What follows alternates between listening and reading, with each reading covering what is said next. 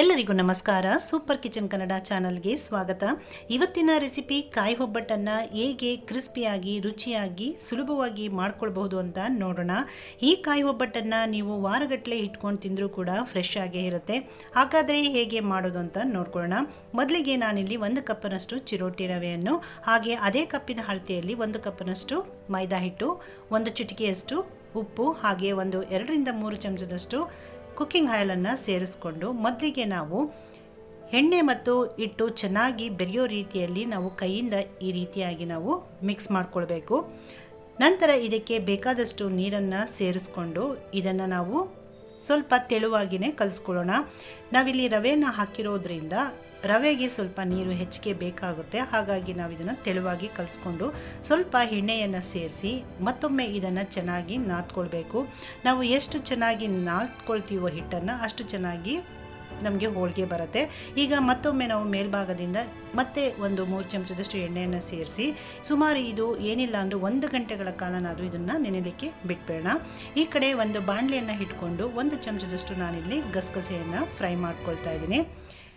ಇದನ್ನು ನಾನಿಲ್ಲಿ ಒಂದು ಪ್ಲೇಟಿಗೆ ತೆಗೆದಿಟ್ಕೊಂಡು ಮತ್ತೆ ಅದೇ ಬಾಣಲೆಗೆ ನಾನು ಒಂದು ದೊಡ್ಡ ಚಮಚದಲ್ಲಿ ನಾನು ಸಣ್ಣ ರವೆ ಅಂದರೆ ಚಿರೋಟಿ ರವೆಯನ್ನು ಕೂಡ ಸೇರಿಸಿ ಫ್ರೈ ಮಾಡ್ಕೊಂಡಿದ್ದೀನಿ.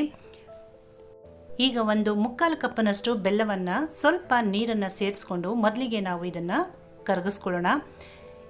ಈ ರೀತಿ ನಾವು ಕರಗಿಸ್ಕೊಳ್ಳೋದ್ರಿಂದ ಬೆಲ್ಲದಲ್ಲಿರುವಂತಹ ಕಸ ಕಡ್ಡಿಯನ್ನು ನಾವು ಶೋಧಿಸ್ಕೊಂಡು ಸಪ್ರೇಟ್ ಮಾಡ್ಕೊಳ್ಬೋದು. ನೋಡಿ, ಇದು ಈ ರೀತಿ ಪೂರ್ತಿಯಾಗಿ ಕರಗಿದ್ರೆ ಸಾಕಾಗತ್ತೆ. ಹಾಗೆ ನಾನು ಹೋಳಿಗೆ ಫ್ಲೇವರಿಗಾಗಿ ನಾನಿಲ್ಲಿ ಸ್ವಲ್ಪ ಜಾಯಿಕಾಯಿ, 1/4 ಚಮಚ ಸೋಂಪು, ಹಾಗೆ ಏಲಕ್ಕಿ ಇವಿಷ್ಟನ್ನು ಸೇರಿಸಿ ನಾನಿಲ್ಲಿ ಪುಡಿ ಮಾಡ್ಕೊಳ್ತಾ ಇದ್ದೀನಿ. ಇದನ್ನು ಹಾಕೋದ್ರಿಂದ ನಿಮಗೆ ಹೋಳಿಗೆ ತುಂಬಾ ಡಿಫ್ರೆಂಟ್ ಆದ ಟೇಸ್ಟ್ನಲ್ಲಿ ಬರುತ್ತೆ. ಹಾಗೆ ನಾವಿಲ್ಲಿ ಒಂದು ಬಾಣಲೆಯನ್ನು ಇಟ್ಕೊಂಡು ನಾವು ಕರಗಿಸಿರುವಂಥ ಬೆಲ್ಲವನ್ನು ನಾನಿಲ್ಲಿ ಶೋಧಿಸ್ಕೊಳ್ತಾ ಇದ್ದೀನಿ. ಬೆಲ್ಲ ಪಾಕ ಬರಬೇಕಂತ ಏನೂ ಇಲ್ಲ. ಇದನ್ನು ಮುಟ್ಟಿದಾಗ ಇದು ಕೈಗೆ ಅಂಟೋ ರೀತಿಯಲ್ಲಿ ಇದ್ದರೆ ಸಾಕಾಗತ್ತೆ. ನಾನು ಬೆಲ್ಲವನ್ನು 1/4 ಕಪ್ನಷ್ಟು ತೆಗೆದುಕೊಂಡಿದ್ದೆ. ಅದೇ ಕಪ್ಪಿನ ಅಳತೆಯಲ್ಲಿ 1 ಕಪ್ನಷ್ಟು ತೆಂಗಿನ ತುರಿಯನ್ನು ನಾನಿಲ್ಲಿ ಸೇರಿಸ್ಕೊಳ್ತಾ ಇದ್ದೀನಿ. ಇದನ್ನು ನಾನಿಲ್ಲಿ 1 ರೌಂಡು ಮಿಕ್ಸಿನಲ್ಲಿ ಗ್ರೈಂಡ್ ಮಾಡಿಟ್ಕೊಂಡಿದ್ದೆ.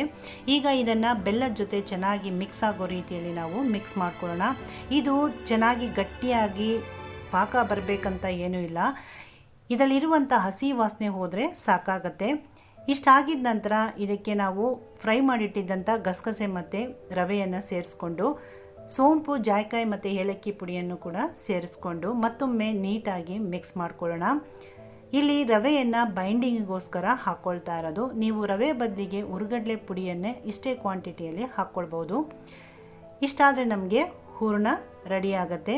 ನೋಡಿ, ಇದು ಈ ರೀತಿ ಉಂಡೆ ಆಕಾರವಾಗಿ ಬಂದರೆ ಸಾಕಾಗತ್ತೆ. ಇದ್ರ ಮೇಲೆ 1 ಚಮಚದಷ್ಟು ತುಪ್ಪವನ್ನು ಹಚ್ಚಿ ಇದನ್ನು ನಾವು ಸುಮಾರು 1 ತಿಂಗಳ ತನಕ ನಾವು ಸ್ಟೋರ್ ಮಾಡಿಕೊಂಡು ನಮ್ಗೆ ಯಾವಾಗ ಬೇಕೋ ಆವಾಗ ನಾವು ಬಿಸಿ ಬಿಸಿಯಾಗಿ ನಾವು ಹೋಳಿಗೆಯನ್ನು ಮಾಡ್ಕೊಳ್ಬೋದು.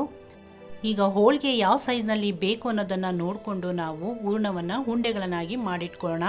ಈ ರೀತಿ ನಾವು ಮೊದಲೇ ಮಾಡಿಟ್ಕೊಳ್ಳೋದ್ರಿಂದ ಹೋಳಿಗೆ ಮಾಡುವಾಗ ತುಂಬಾ ಸುಲಭವಾಗುತ್ತೆ.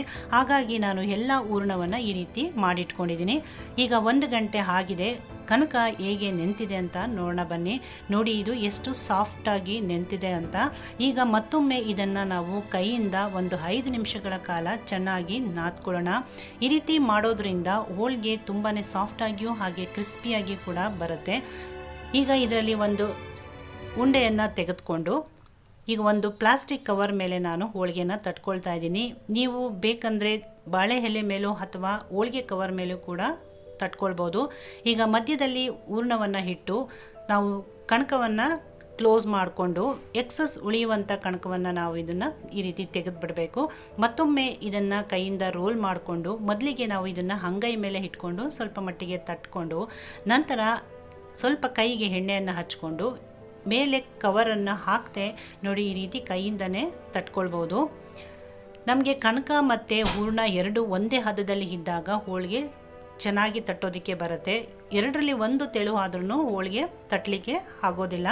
ಈಗ ಒಂದು ತವವನ್ನು ಇಟ್ಕೊಂಡು ಅದಕ್ಕೆ ಸ್ವಲ್ಪ ಎಣ್ಣೆಯನ್ನು ಹಚ್ಚಿ ನಾವು ಕವರ್ನಲ್ಲಿ ಇದ್ದಂಥ ಹೋಳಿಗೆಯನ್ನು ಕೈಗೆ ತೆಗೆದುಕೊಂಡು ನಂತರ ನಾವು ತವ ಮೇಲೆ ಹಾಕ್ಕೊಳ್ಬೇಕು.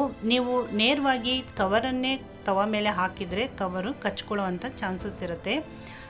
ಈಗ ಮತ್ತೊಂದು ಬದಿಯಲ್ಲೂ ನಾವು ಇದನ್ನು ಸುಟ್ಕೊಳ್ಳೋಣ. ಇದ್ರ ಮೇಲೆ ತುಪ್ಪ ಅಥವಾ ಎಣ್ಣೆ ಏನಾದರೂ ಹಾಕಿ ನೀವು ಸುಟ್ಕೊಳ್ಬೋದು ಅಥವಾ ಹಾಕ್ತೇನೂ ಕೂಡ ಸುಟ್ಕೊಳ್ಬೋದು.